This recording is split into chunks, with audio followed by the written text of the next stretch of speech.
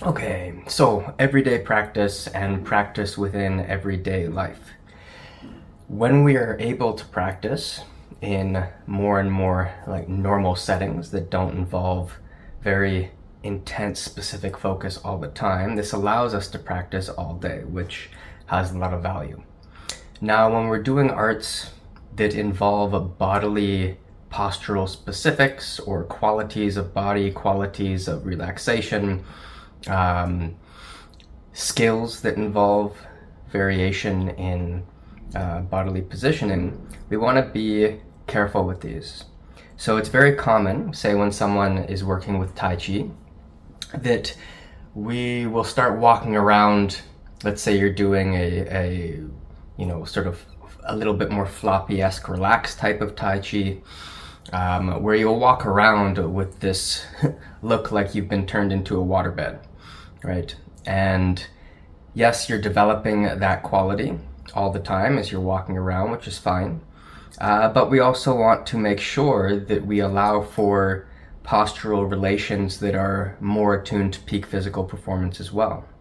So great, we're practicing more and more often, but we want to make sure we are not depriving ourselves of the opportunity for the body to work normally and for the joints to function with intelligence, okay, and for the habits of a normal bodily function when it comes to movement to sustain. There's plenty of videos out there of, an old Bagua master or something like that who kind of cripple walks, right? Got his cane or whatever out into a space, then does his amazing practice, moving so nice, and then stops the practice and hobbles away. So we want to ideally, of course, have great skill in the art of our interest, but also retain high quality of regular movement, your ability to walk up a mountain, step over a log, whatever it is, go for, to run if you need to jump, to hop, to catch yourself in all these different ways. So we just want to make sure we don't lose that. And one thing that does happen when we get into an activity is we want to figure out how to work on it all the time. Let's say you do other types of internal martial arts or external. Maybe you're doing like a Yip Man based Wing Chun system and you're leaning backwards. Then it's very common for those types of folks to, whatever you're doing, washing dishes, anything, to lean backwards. And great, you're learning how to function with a type of integrity in that particular position, which takes skill, okay? And over time, you'll build a body that's more capable of that. But also, it's not necessarily the position for, once again, peak physical performance. It's a skill at being able to take pressure while in weird positions, to get out of the way of strikes, etc. So just be aware of what we are building in, okay? Now, what I'll do here is we'll liken this to, say, playing the violin, okay? Another skill. So let's say you have your, I don't know which hand goes where, but you have your violin in your neck, right?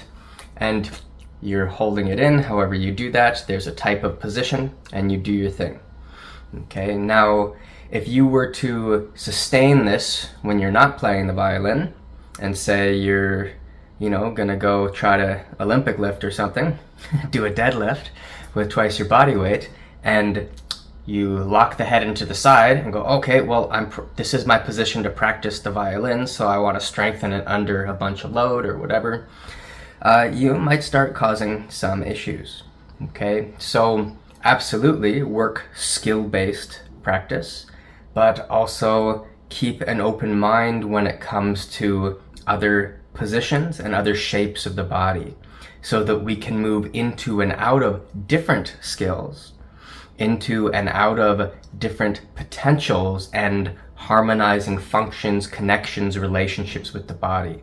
This is where surrender into an energetic substance without too much imposition of a defined endpoint in physical skill can have a lot of value because we're constantly releasing and reharmonizing into the energy at wherever those tension points start to arise.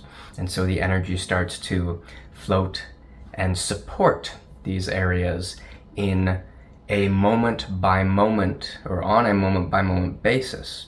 So whatever shape or position you happen to be in, it's released into and being supported by energy, and the particular alignments and harmonizations and integration functions, all these things are constantly shifting and moving. So there's more of a, I guess, a multivitamin type of effect, if we want to call it that. And it just offers us a little bit more leeway. Now, of course, if you want to develop everything to be based around one particular skill, then absolutely you could work on that, but you might end up sacrificing regular movement type functions and regular postural type patterns.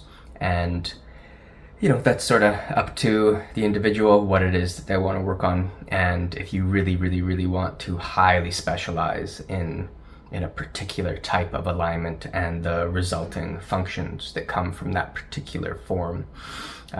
So anyway, things to think about, things to play with. All right, thanks for your time. Bye.